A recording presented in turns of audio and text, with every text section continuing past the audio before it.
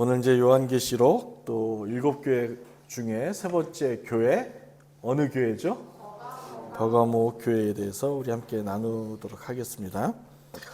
이 버가모 교회의 이제 먼저 특징을 우리가 이제 살피고 들어가 볼 필요가 있죠.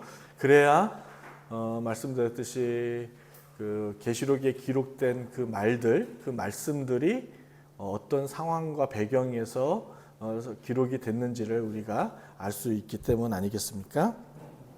우리가 앞전에 제일 먼저 7교회 가운데 에베소 교회를 배웠어요. 에베소 교회가 하나님 앞에 칭찬과 더불어 책망을 받았던 것 중에 하나가 뭐였냐면 그 교회가 무엇을 이뤘죠? 까먹으셨어요? 벌써? 사랑을 이뤘죠. 그 이유를 우리가 다 알잖아요. 그곳에 좋지 못한 바른 복음이 들어오지 못하고 이단들이 들어와서 교회의 공동체를 훼손했기 때문에 그 교회가 그런 일이 벌어졌습니다. 그럼에도 불구하고 에베소 교회가 진리를 굳건히 지킬 수 있었던 것 중에 하나가 그들이 참 진리를 갈망하는 그 욕구가 그 다른 지역에 비해 강했기 때문에 그런 일들이 있었던 것이죠. 그런데 이 버가모 교회는 또 에베소 교회하고 반대 상황이 벌어져요. 버가모 교회는 진리를 잃어버린 나머지 어떻게 되냐면 우상 숭배를 함께 더불어 드리는 성도들이 되는 것이죠. 이 같은 상황에서도 버가모 교회는 오늘 말씀해 보니까 복음의 진리를 지키기 위해 목숨을 바쳤던 순교자도 발생이 되는 교회가 버가모 교회예요. 그 순교자의 이름이 안디바라는 집사인지 장로인지 모르겠으나 어쨌든 안디바라는 성도가 이 진리를 지키기 위해서 순교하는 사건이 버가모 교회 안에 있었던 것이죠. 성경이 안디바에 대해서 정확하게 누구인가를 설명하고 있지는 않지만 어쨌든 버가모 교회가 겪은 그 상황이라는 것이 순교자가 나을 정도로 지금 매우 복잡하고 힘든 상황이라는 것을 여러분들은 간접적으로 좀 느꼈으면 합니다. 그러니까 지금 버가모 교회가 녹록치 않은 거예요. 우리 교회는 돈만 없을 뿐이지 행복한 줄로 믿습니다. 예, 우리 교회는 그런 의미에 있어서 환경이라든지 모든 면에서 안락하고 풍요롭고 좋은 거죠. 우리가 점심 때 식사비가 없어서 점심을 거르거나 그런 일들이 없고요. 그렇죠? 우리 교회를 운영하지 못할 정도로 세를 밀리거나 그런 적 단 한 번도 없고요. 우리가 이런 상황 속에 어쨌든 간에 있다라는 것은 큰 복인 줄로 믿습니다. 이 이스라엘의 역사학자 유세비우스라는 분이 있어요. 꼭 신학생들은 이 책을 더불어 함께 이제 보는데, 왜냐하면 예수님 때에 존재했던 역사학자가 유세비우스예요. 그래서 우리가 이제 성경 말고도 그 이스라엘의 역사, 우리나라로 따지면 삼국사기, 삼국유사 같은 그러한 역사 기록에 기록된 유세비우스라는 그 역사책이 있습니다.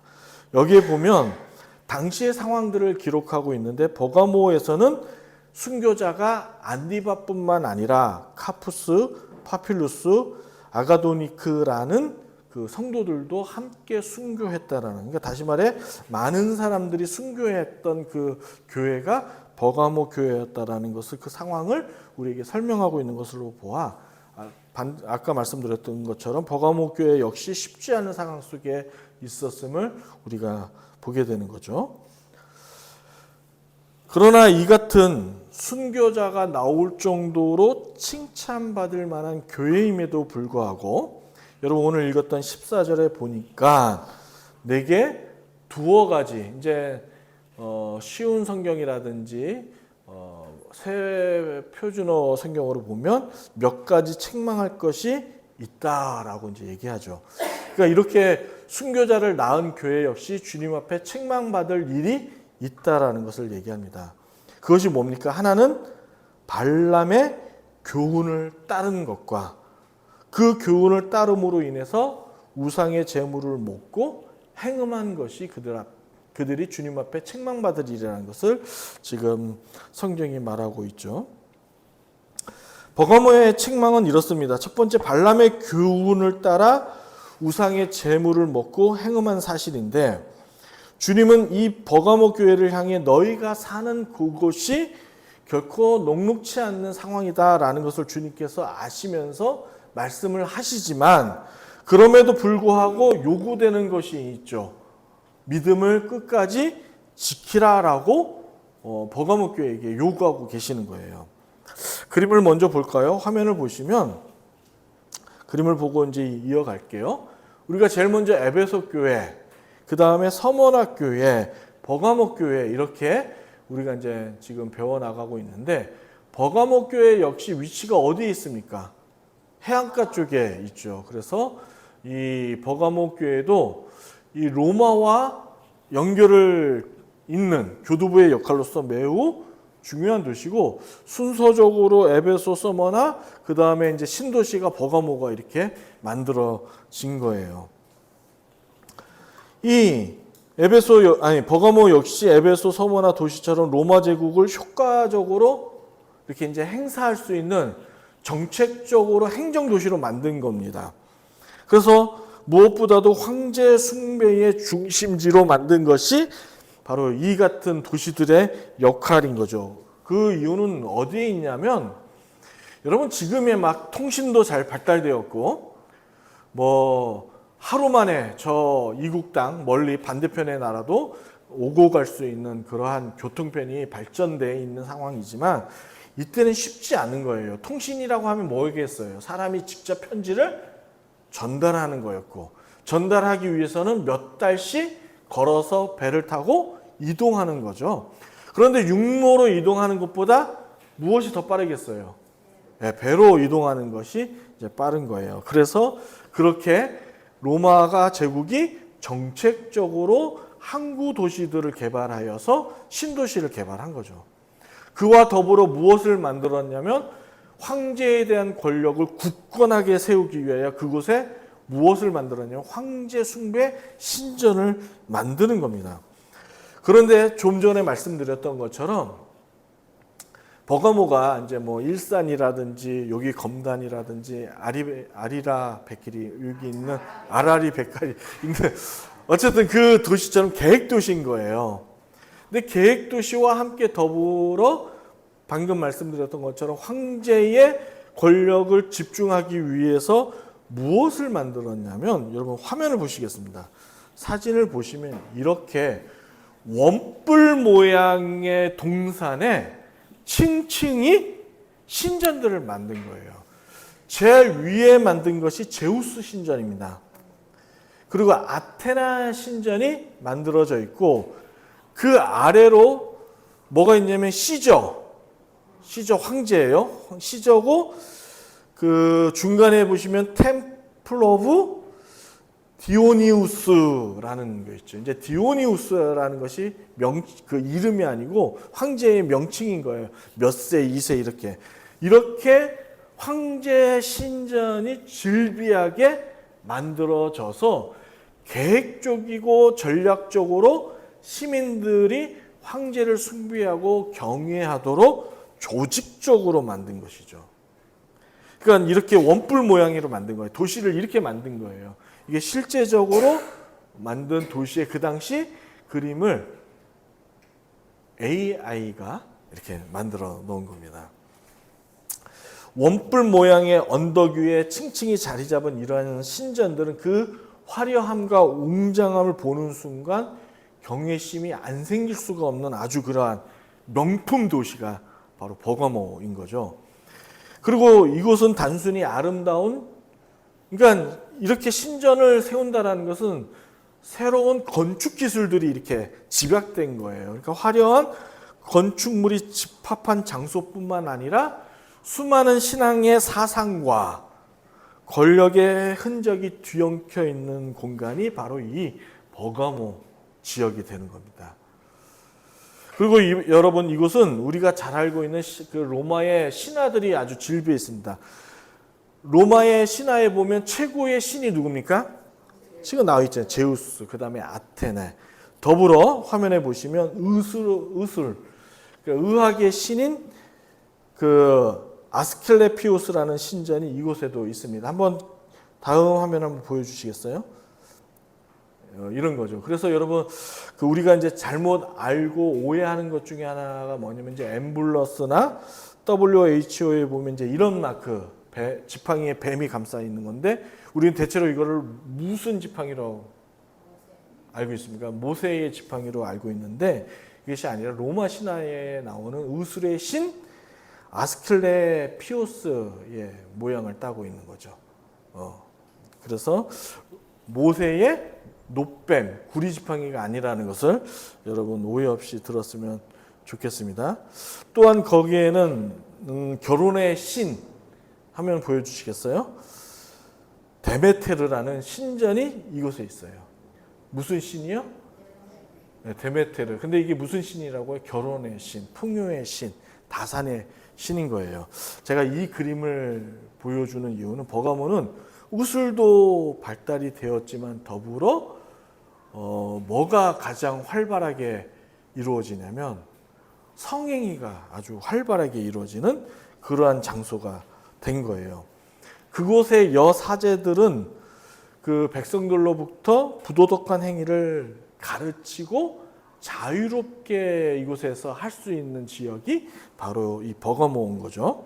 그러니까 단순히 우상 앞에 절하는 것이 문제가 아니라 이것은 아주 잘못된 생활을 가르치며 가정을 파괴하는 그 나쁜 가르침이 있는 곳이 버가모가 되는 거예요. 그래서 아까 뭐예요? 발람의 교훈뿐만 아니라 무엇을 가르쳤다고요? 행음하는 것을 가르친 곳이 버가모 도시인 거죠. 여러분 우리가 아는 것처럼 인류학에서도 성매춘의 기원이 어디부터 시작했어요? 이 종교적 의식에서 비롯됐다는 것을 알지 않습니까? 이것이 바로 버가모를 향한 두 번째 책망이 잘못된 가정과 생활과 그 성도들의 삶에 대한 가르침이었던 겁니다. 이처럼 다양한 신전과 문화가 공존하는 환경 속에서 다른 그것으로부터 영향을 받지 않고 살 수 있다는 것은 정말로 불가능한 일인 거예요. 아주 그냥 영적으로 압박, 프레스가 느껴지는 지역이 버가모 지역이 되는 거죠. 사람은 자신이 속한 사회의 환경 속에서 날마다 공기를 쉼없이 마셔야 사는 것처럼 이것은 외부적인 영적 그 고통과 잘못된 영적 삶의 가르침이 늘 끊임없이 반복되는 지역이 버가모 지역인 거예요.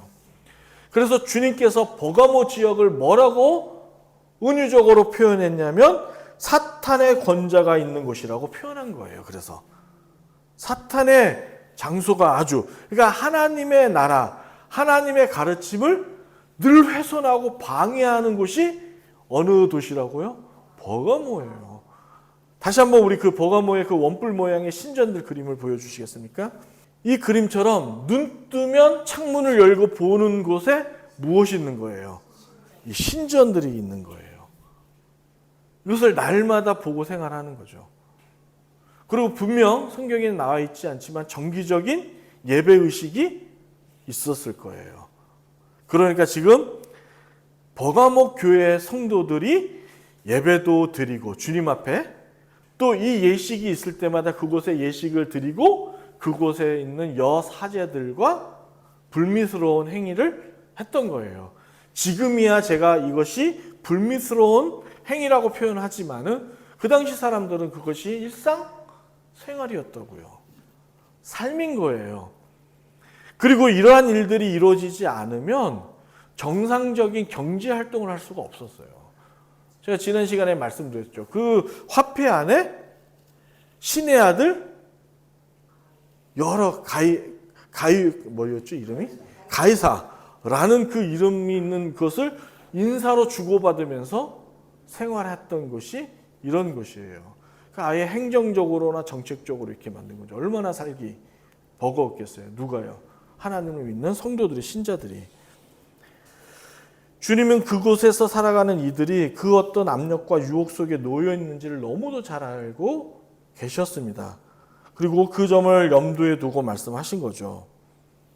허나 결국 버가모의 이야기는 그 당시에 버가모 교회의 성도들뿐만 아니라 오늘날 우리에게도 동일하게 질문을 던지고 있는 내용이 되는 겁니다. 지금 오늘 설교의 제목처럼 네가 살고 있는 그곳이 어딘지를 보라는 거죠. 우리가 어떤 환경 속에서 살고 있고 그 환경이 우리의 신앙에 또 우리의 삶에 어떤 영향을 끼치고 있는가를 지금 우리 주변을 살필 필요가 있다는 것이 오늘 이 세 번째 버가모 교회를 통해서 우리가 교훈을 받고 깨달음을 얻어야 하는 것이죠. 그리고 그 속에서 우리는 어떻게 주님의 말씀을 붙잡고 살아갈 수 있을까 하는 거예요. 여러분은 하루하루 일상을 살아가고 버티고 견디고 또 승리하는 가운데 그 승리의 원동력이 무엇입니까? 우리 하나님의 말씀인 줄로 믿습니다. 제가 지난 교회는 20대에서 40대까지 이렇게 이제 형존하는 한 100여 명이 함께 신앙하는 공동체에 제가 이제 담당 교육자로 있었습니다. 근데 40대의 가장 큰 맏형인 한 청년이 이렇게 이제 어린 친구들을 불러다가 이제 이렇게 좀 가르친 거예요. 요즘은 이상한 사람들이 워낙 많으니 성격적으로도 파탄자들이 많으니 결혼 전에 동거나 혼전 관계를 해보는 것도 나쁘지 않다라는 것을 교회 공동체 안에서 어린 친구들에게 이제 조언을 한 거죠. 뭐 하나님을 믿지 않는 세상 공동체라면 충분히 납득이 될 수 있는 이야기지만은 성경이 우리 삶의 기준이고 우리의 잣대가 되는 그 공동체 안에서 이 같은 말은 참으로 불미스러운 말이고 악영향을 미치는 그런 말인 거죠. 이 말이 결국 저의 귀에까지 이제 들리게 되었습니다. 그래서 이 부분에 있어서 왜 그렇게 얘기했냐라고 그 청년에게 제가 이제 뭐 조언과 훈계를 하는 그 사이에서 관계가 서먹해지고 안 좋아졌고, 그리고 그 관계를 넘어서 그 청년이 주도하여서 저를 그 교회에서 쫓아내려는 집단을 만들어서 항의까지 했던 그런 여론을 형성했던 일까지 있었습니다. 그런데 누가 이겼을까요? 뭐 이겼다라는 말도 참 무섭습니다. 결국에는 그 친구가 교회를 떠나는 그러한 일이 있게 되었죠. 여러분, 이 사건은 단순히 한 개인의 발언의 문제가 아니라고 저는 좀 생각을 해요. 이 경험들이. 이것은 공동체가 어떤 가치와 기준을 가지고 있는지를 보여주는 그런 모습들이 아닌 거죠. 그러니까 우리가 일상에서 늘 하는 얘기들을 들어보면 그 사람이 일상 속에서 어떠한 생각과 사상 속에서 세계관을 갖고 있는지를 우리가 그의 말 속에서 알 수 있듯이 말입니다. 이처럼 버가모 신전들이 영적 타락의 상징이었어요. 오늘날 우리의 공동체 안에서도 이렇게 비슷한 일들이 도전받는 이유들이 이와 같은 거죠. 제가 늘 말씀드리는 것처럼 여러분들은 결코 저 산에 가서 법당에 가서 절하는 일이나 점쟁이를 찾아가 여러분의 운명을 이렇게 맡기는 일은 결코 일어나지 않을 겁니다. 그럼에도 불구하고 오늘 이 버가모 교회를 통해서 우리에게 도전이 주는 것은 네가 지금 현재 네 마음속에 네 생각 속에 어떤 사상과 기준을 가지고 살고 있느냐라는 것을 묻는 거예요. 교회는 다니지만 세속적이고 세상적인 중심과 가치를 여전히 품고 있다면 그는 신자가 아니라는 것을 지금 버가모 교회가 우리에게 도전하는 거 아니겠습니까? 그러므로 우리는 이 버가모의 교훈을 잊지 말아야 하는 것이 있는 거죠. 주님께서 이 교회를 향하여 책망하는 그 책망의 소리를 우리 역시 들을 수 있어야 한다는 것을 지금 지적하고 있는 거예요. 오늘날 살아가는 우리에게 경각심을 주는 말씀이 이 말씀 아니겠습니까? 그러므로 이제는 여러분에게 묻지 않을 수 없겠죠. 오늘 설교의 제목처럼 여러분이 살아가는 그곳이 어떤 곳인지를 여러분은 알고 계십니까? 여러분이 발을 딛고 있는 그 세상이 여러분을 어떻게 하려고 하는지를 알고 계시냐 하는 거죠. 버가모가 사탄의 권자가 놓인 도시라고 불렸던 것처럼 오늘 우리가 사는 이곳 또한 신앙을 지키고 건강한 교회를 세우기가 너무나도 힘든 환경과 유혹 속에 놓여 있다는 것을 우리는 너무도 잘 알고 깨닫고 있습니다. 그럼에도 불구하고 그것을 준비하지 못하는 우리의 나태함을 발견하는 거죠. 다섯 처녀가 기름을 준비하지 못해서 결국 신랑을 맞이하지 못하는 것처럼 우리도 혹시 이 어리석고 미련한 다섯 처녀의 모습을 가지고 있지 않는가 하는 거예요. 세상의 가치관은 끊임없이 우리를 도전해 옵니다. 그리고 우리를 짓누르죠. 눈 뜨면 듣는 것이 야, 주식을 투자해야 돼. 그거 하지 않으면 어리석은 자야 라고 들리는 것처럼 또 뭐 여러 가지 세상의 그 중심이 되고 뭐 재물을 얻을 수 있는, 명예를 얻을 수 있는 그러한 길들을 찾지 못하는 우리들이 어떻게 보면 정말 이 세상에 뒤떨어져 있는 그런 사람처럼 보일 때가 있습니다. 이제 그런 것들을 가지고 있느냐 하는 거죠. 그러나 주님께서 버가모울 교회에 향해 말씀하셨던 것처럼 이 말씀은 동일한 우리의 메시지고 가르침 아니겠습니까? 바로 그 어려운 자리에서 믿음을 지켜내는 그것이 참된 증거라는 것을, 증인된 삶이라는 것을 버가모 교회를 통해서 보여주는 것이죠. 여러분, 환경이 힘들면 힘들수록, 유혹이 강하면 강할수록 우리의 신앙은 더욱더 빛이 나야 되는 것이 참된 증인의 모습이죠. 그렇죠. 그것이 우리에게 보여주는 거죠. 결국 질문은 단순한 겁니다. 오늘 이 질문은. 당신이 사는 그곳이 어떤 곳이냐라는 이 질문은 그곳에서 우리는 어떤 모습으로 살아가고 있습니까? 라는 질문을 하고 있는 거예요. 여러분, 어떤 모습을 하고 살고 있느냐 하는 거죠. 이 물음을 우리가 지금 던져보는 거예요. 오늘 이 버가모 교회를 향하여 주님은 이제 두 가지가 이렇게 얘기하셨어요. 하나는 발람의 교훈과 니고달랑의 교훈을 따르지 말라라고. 여러분, 발람의 이야기 잘 아시죠? 구약 어디에 나와요? 민수기에 나오는 이야기죠. 이 발람은 이스라엘이 아니에요. 이방인 제사장이에요. 그러니까 이제 선견자라고 말하죠. 그런데 어찌된 영문인지 그는 하나님을 아는 사람이었습니다. 그리고 하나님을 믿는 사람이었죠. 그런데 결국 그는 재물 앞에 무너집니다. 그래서 재물 앞에서 무너짐으로 말미암아 이스라엘을 그 힘든 그 우상을 섬기는 대로 이끌어간 자가 발람이었죠. 여러분, 니고달랑 역시 어떤 사람이었습니까? 에베소에 나왔던 것처럼 그 니골라라는 사람은 그 초대 일곱교회 안수 집사였음에도 불구하고 어떻게 됐는지 왜곡된 가짜 복음을 접해서 그 당시 그 무리들이, 그 니골라를 따르던 집단들이 건강교회를 찾아가 잘못된 그릇된 가르침을 설포하고 다녔던 사람이 니골라였죠.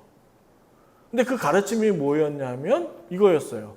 하나님도 섬기고 우상도 섬기는데 문제가 없다라고 가르치는 거죠. 아이고, 김 집사, 우리도 결국에 세상과 더불어 살아야 되는 사람들이야. 그렇기 때문에 세상의 가치 역시 우리가 따르는 거 괜찮은 거야 라고 말하는 것과 다르지 않다는 거예요. 지금 이것을 가리키는 거죠. 내가 속한 공동체를 파괴하는 행위를 멈추지 않는 그런 사람들인 거죠. 그래서 이들을 향하여 이 교훈을, 잘못된 교훈을 따르는 이 사람들을 향하여 주님께서 이렇게 얘기합니다. 회개하라 라고 얘기하는 거예요. 회개하라. 그런데 이것은 단순히 반성을 이야기하는 것이 아니라 너희 공동체, 다시 말해 가정과 교회와 너의 삶의 주변들을 파괴하는 행위를 멈추는 용기를 가지라는 거예요. 이게 회개하라는 거예요. 멈추고 주님께서 말씀하시는 생명의 길로 접어들라라고 우리에게 말씀하고 있는 거죠. 왜냐하면, 이게 중요한 겁니다. 왜냐하면 따르지 않을 때 어떤 결과가 있냐면 좌우의 날선검이 가진 자. 이 12절이죠. 여러분 12절 다시 한번 볼까요? 여러분의 목소리를 한번 읽어봅니다. 시작.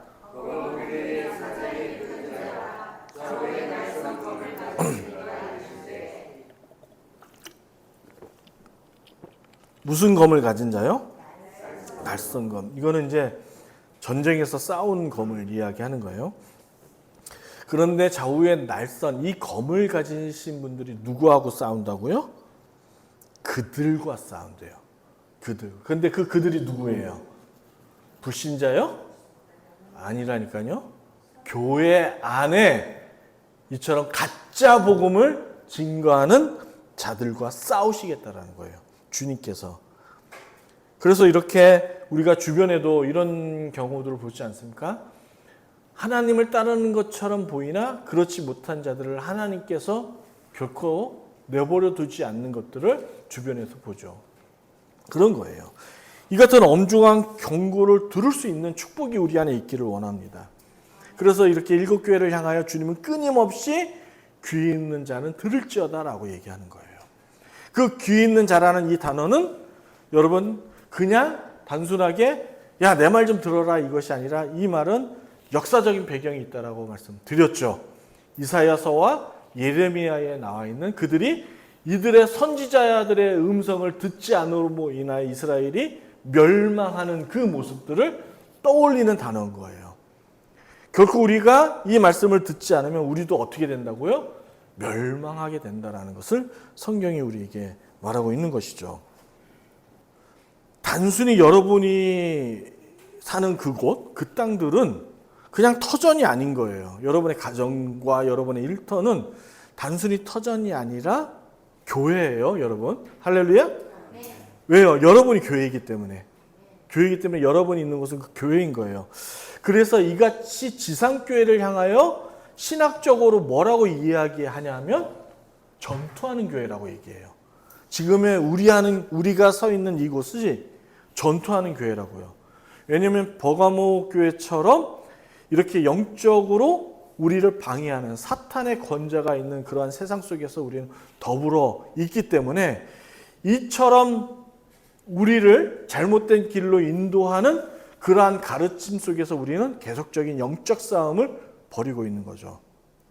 그래서 사도 바울은 갈라디아서를 통해서 무엇을 입으라고 해요? 갈라디아서입니까? 에베소입니까? 갑자기 생각이 안 나네. 전신갑주를 입어요. 에베소서예요. 에베소서를 통해서 전신갑주를 입으라는 거예요.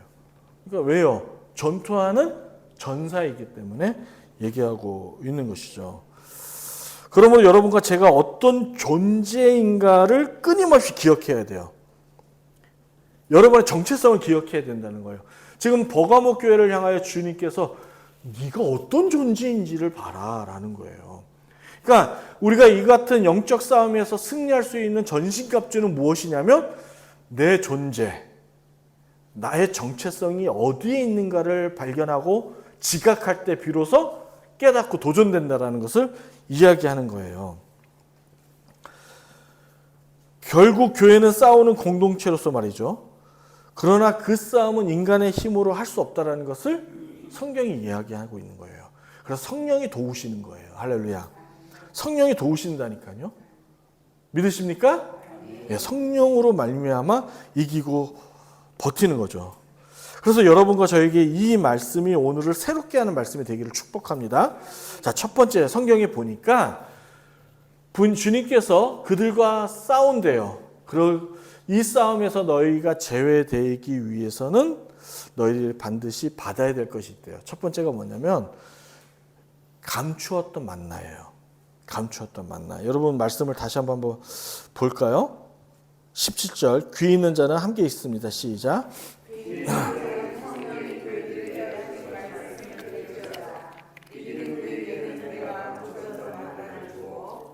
흰 돌을 줄 터인데 그 돌 위에 새 이름을 기록한 것이 있나니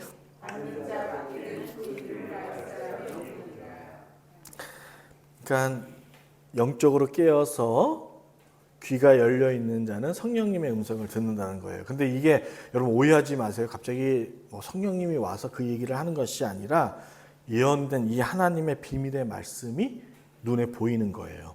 그래서 듣게 되는 거예요. 그래서 여기서 감추었던 만나를 우리가 받게 된다는 거예요. 근데 여러분 만나가 뭔지 아시죠? 만나가 안 돼. 그 만나가 어떤 만나라는 거예요? 감추었던 만나예요. 이게 이 표현을 들으면 당시의 유대인들은 이 감추었던 만나라는 단어를 들으면 우리는 이렇게 목사를 통해서 해석을 들어야 되지만 당시 유대인들은 이게 무슨 말인지를 딱 알았어요. 이게 무슨 말인지 알았냐면 이 감추었던 만나라는 단어를 들으면 떠오른 이들에게 단어가 있습니다. 하나는 뭐냐면 종말, 그리고 마지막 때라는 영상이 되는 거예요. 여러분 출애굽기 16장 33절에 보면 모세가 아론에게 만나를 항아리에 담아서 그것을 어디에 넣죠? 네, 언약궤, 증거궤에 넣습니다. 그리고 히브리서 9장 4절에 보면 언약궤 안에 담긴 금 항아리에 만나를 언급하죠. 여러분, 근데 이 감추었던 만나는 우리 성경 66권에 나와 있지는 않지만은 그 유대인들의 전승, 그러니까 성경 외에 기록된 책들에 보면 이런 기록들이 있어요. 솔로몬 성전이 이제 파괴가 되죠. 바벨론에 의해서 완전 이제 파괴가 됩니다. 그러면서 언약궤가 크고 무거우니까 급히 피난하니까 이것을 들쳐매고 갈 수가 없었어요. 그래서 그것을 시내산 땅 밑에 묻어뒀더라는 거죠. 그래서 여러분 인디아나 존스라는 영화를 보면 그 언약궤를 찾으러 가는 장면이 있는 거예요. 그게 다 그런 배경 속에서 나오는 거예요. 근데 그게 언제 이제 그게 파헤쳐지냐면 마지막 때에 새 메시아가 나와서는 이제 새로운 새 하늘과 새 땅이 이루어지. 이게 이제 다 이게 연결되는 거예요. 새 하늘과 새 땅이 이제 새 예루살렘이 만들어지면서 그 언약궤가 땅에 묻혔던 것이 끄집어내지면서 새 성전에 새 예루살렘의 성전에 이제 이것이 다시금 안치가 되는 거죠. 그게 바로 이제 새 예루살렘이라는 요한계시록에 나오는 얘기들이 그 바로 구약의 그 언약궤의 이야기와 더불어 그 유대의 전승에 나오는 그 이야기들의 배경들을 깔고 있는 겁니다. 그러니까 유대인들에게 있어서 감추었다라는 만나는 두려운 이야기입니까? 좋은 얘기입니까? 두려운 얘기가 아닌 거죠. 그러니까 우리는 자꾸 종말 마지막 때 하면 뭔가 이렇게 지구가 멸망하고 이것을 연상하는데 유대인들에게 있어서의 종말은 자신들이 핍박받고 억울함을 당하는 이 상황이 끝마쳐진다라는 의미를 갖고 있는 거예요. 그래서 새 임금이 나타나 새 성전을 짓고 새 하늘과 새 땅에서 새 민족, 그러니까 자신들이 새로운 민족으로서 영원한 하나님의 나라를 누린다라는 거죠. 그러니까 감추었던 만나라는 이 이야기는 행복하고 즐거운 이야기인 거예요. 이 만나를 받게 된다는 거예요. 자, 그리고 또 두 번째 무엇을 받게 된다는 거죠? 흰 돌이에요. 흰 돌. 구약에서 이 돌의 흰 돌의 의미는 총 4가지가 나오는데 다 생각하지 말고 2가지만 생각하세요. 하나는 제사장이 재판을 할 때 여러분 아시죠? 우림과 둠림을 둡니다. 이것이 돌의 이름이에요. 그래서 이 안에 흰 돌과 검은 돌을 두는데 재판을 할 때에 무죄다라고 했을 때 어떤 돌을 던져요? 흰 돌. 유죄다라고 할 때는 검은 돌을 던지는 거예요. 그러니까 흰 돌을 받았다라는 것은 하나님 앞에 우리가 어떻다는 거예요? 죄사함을 받았다는 거죠. 할렐루야. 은혜를 입은 거예요. 의인이 되었다라는 거예요. 아멘. 또 한 가지 이 흰 돌의 의미는 초대장의 의미입니다. 하나님 나라 하나님의 잔치상에 어떤 사람만이 들어올 수 있냐면 이 흰 돌을 받은 사람만 들어올 수 있어요. 그리고 그 흰 돌에 초대장에 그냥 흰 돌을 주는 것이 아니라 그 주인이 초대할 사람들의 명단을 그 흰 돌 위에 새기는 거예요. 손점용, 조남욱, 신현덕, 이학수. 다 불러야 될까요, 혹시? 예, 등등등. 예, 혹시 안 부르면 또 서운해 하실까봐. 이렇게 이름을 다 써서 받는 거예요. 그러니까 그 흰돌의 이름을 알 수 있는 사람은 누구만 알 수 있습니까? 쓴 하나님과 오늘 보니까 받은 사람만 알 수 있는 거죠. 그렇죠? 그리고 유대의 문화는 그것을 막 이렇게 나 받았다 떠벌리지 않는 거예요. 이렇게 조용히 있는 거예요. 그리고 그때가 되고 그 시가 되면 그 사람은 받은 사람은 그 초대장을 들고 가서 문의 앞에 있는 자에게 그걸 보여주고 입성하는 거예요. 들어가는 거죠. 이거죠. 그러니까 발람의 교훈과 니골라 당의 교훈을 따르지 않고 지킨 자는 이 두 개를 받는다는 거예요. 감추었던 만나를 받게 되고 힌도를 받는다는 거예요. 그 받는 사람은 어떤 사람이라는 거예요? 하나님의 마지막 때에 하나님의 나라에 유일하게 들어갈 수 있는 자라는 거죠. 그 사람들이 누구냐? 버가모교회 사람들이라는 거예요.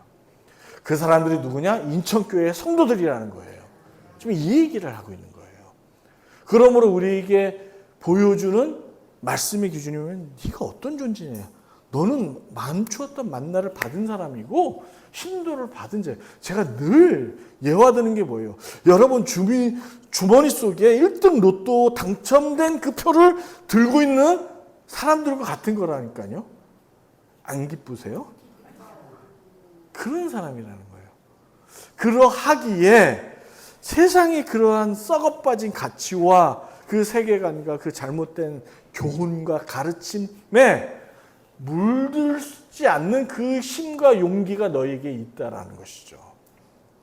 그 얘기를 하는 거예요. 결국 이 말씀이 우리에게 분명한 도전을 주는 이유는 뭐예요? 마지막 날 우리가 사탄의 소굴 같은 세상 속에 있다 할지라도 유혹과 시험 앞에 무너지지 않고 승리할 수 있는 것은 우리가 만나를 받은 자고 힌도를 받은 초대장을 받은 이 확고한 믿음이 우리를 이기게 한다는 거예요. 이 말씀을 하고 있는 거죠. 현대를 살아가는 우리에게 주어진 만나가 뭐예요? 그렇죠, 만나죠. 그래서 예수님께서 광야에서 시험 받으실 때에 사탄에게 뭐라고 말했습니까? 떡으로 살 것이 아니라 하나님이 주어진 말씀으로 인간은 사는 거다. 다니엘과 세 친구의 이야기에도 같은 맥락 아닙니까? 왕의 진미를 거부하고 생명의 주관자이신 하나님부터. 여기서 왕의 진미는 아니 제3직 고린도전서에 보면 먹어도 된다고 하지 않았습니까?